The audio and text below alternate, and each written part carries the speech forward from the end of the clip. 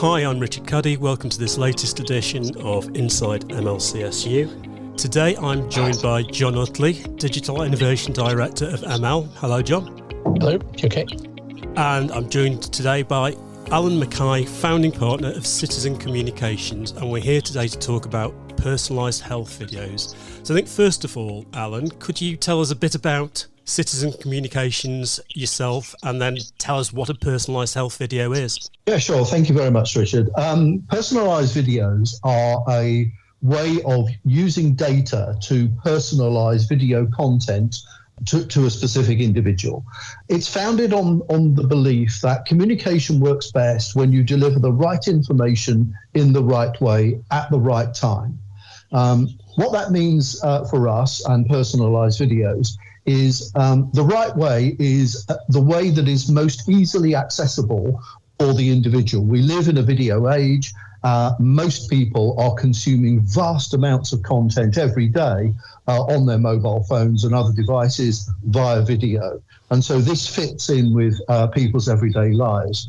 At the right time is communication that enables people to absorb the information in their own time, not at, for example, a clinical consultation where the surroundings are unfamiliar and where people feel perhaps a little bit time pressured or what have you. And in the right way is something that is relevant to me, something that is about me and my life and the things that are important to me.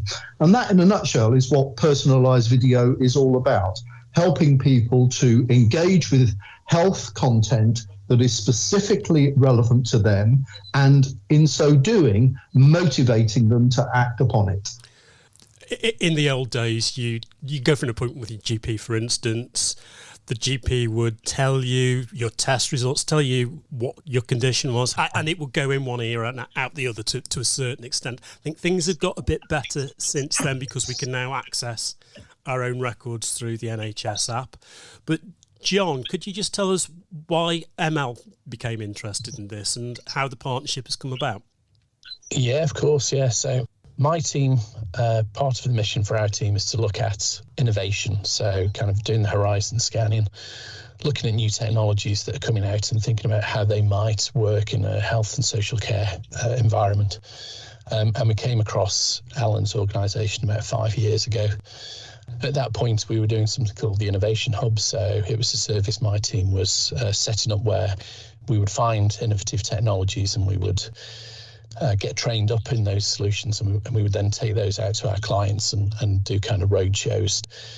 But one of the other things we were looking at, because my team in the CSU, the Digital Innovation Unit, we were a team of software developers, so we'll also build things in the background. And what's unique about what Allen's solution is capable of doing, we could see that actually from the front end it was absolutely brilliant, but what it was really needing in the background was a way to transition the data from whether it's primary care, secondary care, mental health or so on, and to do that safely, accurately, and securely, and that's what my team does. So we've got the safe transition of data coming across. We then package that up and pass it across to Allen's organisation that then creates the personalised videos. The link then comes back to my team, and we then send that out to the patients. So in my mind, it was a really nice way of potentially looking at the two technologies and the two capabilities and bringing it together to something that would then benefit the wider NHS. Okay, so if anybody's not clear about this, ML is a commissioning support unit. We're 100% part of the NHS, and we provide specialist services such as this kind of digital innovation. So to give people an idea of what one of these personalised health videos feels like, we're just going to play a short clip of one now. Hi, Angela. Thank you for coming to see us recently for your annual Type 2 diabetes checkup. When we met, we talked about the U and Type 2 service and about how it might help with the things that matter most to you and help you to live a little more easily with Type 2 diabetes. At your next appointment, together, we will plan the help and support you want so that you can deal with the things that most concern you. To make the most of this next appointment, we'd like you to take some time to think about what it is that matters most to you and what you want to achieve in this coming year. The tests we completed last time have been analysed, and we can now share the results with you. So, Alan, that relates to somebody who's living with diabetes. It's incredibly common. Millions of people in the UK have it. What are the potential benefits to them? The problem that video is addressing is highlighted in some research that was conducted, has been conducted several times now by Diabetes UK. And it's this. If you live with type 2 diabetes and you're a fairly average patient, then you may only get to see your clinician once a year to discuss how things are going. The appointment is divided into two. There are tests conducted, blood tests, urine tests, etc., and then there is a care planning consultation. And what the research that Diabetes UK have done shows is that people come out of the consultation, the care planning consultation, very happy with the consultation, but cannot remember what was said. Yeah. And so they're not in a position to properly manage their condition. The right time for this type of communication is not when you're sitting in the GP practice. Right. You may very well have been waiting in the waiting room for an extended period of time. You've got to rush off to pick your kids up from school, and it's just not the time to be absorbing detailed statistical information. So we send the results of your annual review test by means of a personalised video. So there is an awful lot of data within that video related to HbA1c, blood pressure, etc. And the idea is that you send that to the patient ahead of time. They can watch the video in their own time. They can watch the video multiple times and share it with members of their family or other members of their care network so that they are able and are confident in understanding the results, so that when they then go for the care planning consultation, the clinician has in front of them a better informed patient. A better informed patient is more engaged with the conversation and is better able to take on board the clinical advice, the clinical information that is being provided to better manage their condition. Right, that sounds simplicity itself, really. I think everybody will understand that. John, how are we planning on rolling this out throughout the health and care sector? In terms of how we roll this out, we are creating a partnership between the two organisations where the CSU will look to promote the joint offering out to the wider NHS and social care organisations. We are looking to see whether we could potentially attract the attention of organisations like NHS England to really get the volume, because that's what this technology is really geared for, is that the volume offer. As you've already pointed out, we've got millions of patients just with diabetes, but this technology could support any long-term condition. And the number of different use cases we've come up, as potential opportunities is just staggering. Even things like patient-initiated follow-ups could easily be done using this technology as well. You kind of touched on things like NHS app. That's also another one that we're currently investigating at the moment. So one of the capabilities that my team have already done is we've gone through the process of being NHS login accredited, and we're just looking now at how difficult would it be for us to go through further accreditations with NHS England to be able to push some of these videos through to the NHS app. So again, if the patient's got the NHS app already, rather than us sending them a text message and then them accessing it via their smartphone, they could go in via the NHS app, access that video, and it would be stored there for as long as they need to view it. That's the approach. There's a potential that we might look to the other CSUs to see if they want to also get involved with this, because again, it's completely scalable.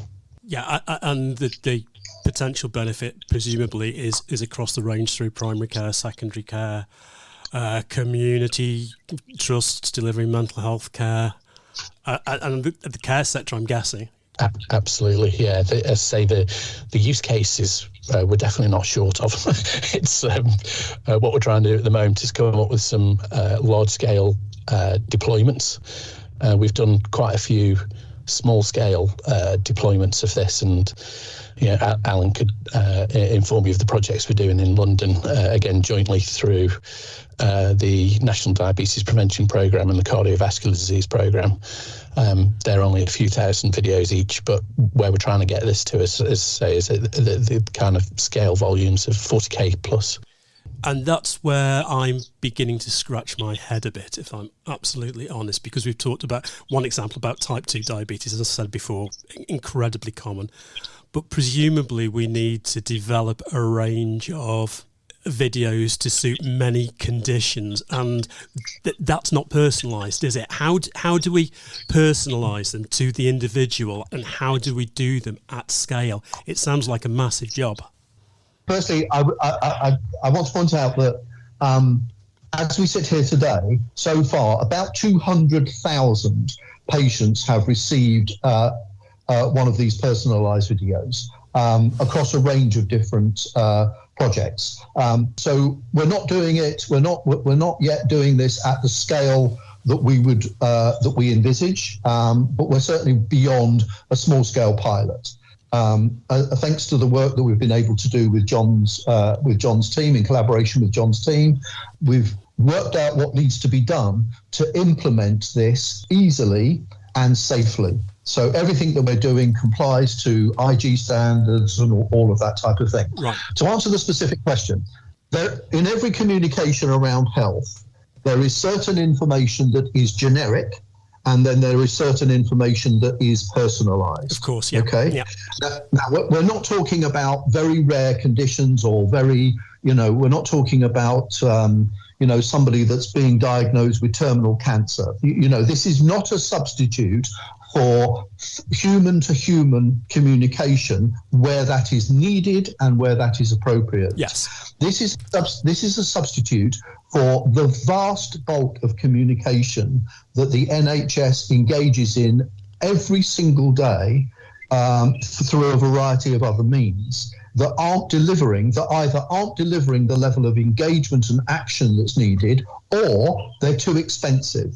So how do we personalise this at scale? What we do is we look for the common generic information. So I'll take another example of cardiovascular disease. Okay, helping people who are at risk of developing cardiovascular disease. The information about what cardiovascular disease is and what you need to do about it is generic.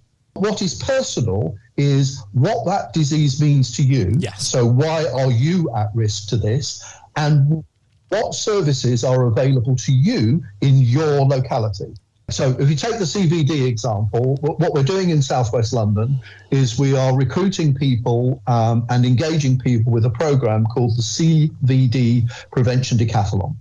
What we're doing is we're sending people a video, a personalised video that explains to them what cardiovascular disease is, explains to them the markers that are specific to them that indicate they are at risk of developing CVD.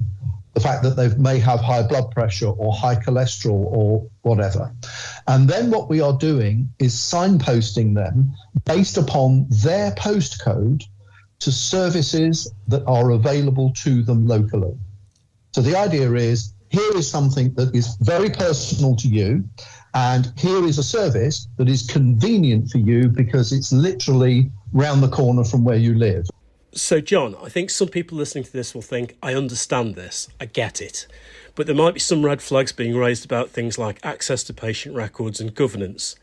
How do we deal with that?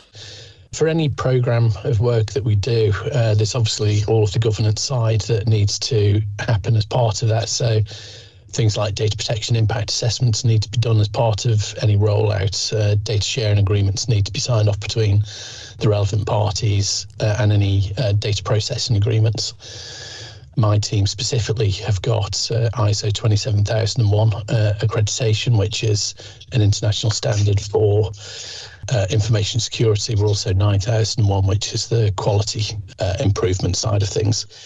So, and therefore, in terms of the data acquisition and making sure we're completely squared away with the information governance and data protection, by the time you've added all of those things up, then you're in a good position. It added to that, obviously, I've already mentioned from what my team does in terms of things like application program interfaces. Everything we do is secure, so we use Microsoft Azure as the environment, which is obviously secure, and we have it penetration tested every single year. All of the connections between partners is encrypted tunnels, so again, everything's held securely. And actually, what we do is once we process the data, we only send snippets of that data, just the minimum amount that actually needs to go through to actually then create the video. So nothing confidential or identifiable is actually shared with the video production capability. What then happens is once the video is produced, we get a link to that video, and that link is shared back to us. And then we take the patient's mobile number and we send them a text message with a link then to that video. So again, everything's held on NHS infrastructure that's robust and regularly penetration tested. And Cyber Essentials Plus, the CSU is Cyber Essentials Plus accredited as well. So we take information security very seriously. And again, that's something that the CSU brings to this partnership. If I could just build on something that John said there and reiterate what I said before. Yeah, sure. We've been able to send about 200,000 videos out to patients within the NHS. We would not be able to do that if everything we did wasn't secure and operating to the standards that are required by NHS England. And that's what John and his team have enabled us to do. And that's why we are ready to scale. Obviously, we've played a little bit of one of the videos. People couldn't see it, but it's basically, it's quite nicely animated, isn't it? ML have a design and digital unit which makes animations and videos. They're very bespoke. Each one will take some hours to make. How are you doing this in the sort of volumes that you're talking about, 200,000 at a time? Have you got a suite of video designers and people doing voiceovers, or is it's got to be automated somehow? Yeah, I mean the whole process is fully automated. Once we've received the data, the technology is capable of rendering a video in seconds and returning the link directly if we were able to do that from an IG point of view. So the vision in the future is that a patient sitting in a GP consultation room, instead of the GP printing off a whole load of paper to give the patient some information about a particular condition, could hit a video generation icon. The relevant data can be extracted from the file, sent to the platform, a video can be rendered, and the link sent directly to the patient's mobile phone while they're sitting there talking to the GP. We're a long way from being able to implement that within the NHS, but when the NHS is ready, when the NHS is properly digitally enabled, we'll be able to step up to the mark. When we talk about the NHS and UIT, that brings out the cynic in some people. How are we going to ensure patient safety and make sure that the right person gets the right information and we're not sending personal information to the wrong people? Have we got those checks and balances in place also? We do, absolutely. So again, one of the services that ML provide is the clinical safety team. As part of the governance process that we go through, both in terms of whenever we create any solutions like this, but also whenever we deploy them into a live setting, there are two things that we need to create. So there's one thing called the DCB 129. So both of these are nationally mandated as part of legislation. So the 129 is basically produced to say that this is the technology, this is how it works, this is how it interacts with patients, and these are potentially the areas that you may have issues with in terms of, if you don't implement it correctly. And then there's what's called a DCB 160. So, the 160 that is used when you actually deploy. So if let's just have an example here of say this technology gets rolled out in Cheshire and Mersey, ICB, then the ICB is responsible for creating the DCB 160. We could help them with that. We could help them to, create the template for that 160. But basically, what it says is it's a clinical safety case. So a clinical safety officer would take a look at the solution. They would look at all of the opportunities for where something may go wrong. So, like you say, the wrong telephone number, the wrong individual's name is put in, and it would only ever be the first name, or the incorrect results, or something else. Wherever opportunities the video may present in terms of something going wrong, then we look at that process all the way through, and we put in place systems and processes to try and prevent that from happening. How are we monitoring how patients are interacting with these? Is it data? Is it anecdotal, or is it all of the above? It's all of the above. So in real time, we can see the performance of the video in terms of whether the video has been opened and the degree to which the video has been watched. What we also seek to do, these are videos that are designed to encourage people to take action.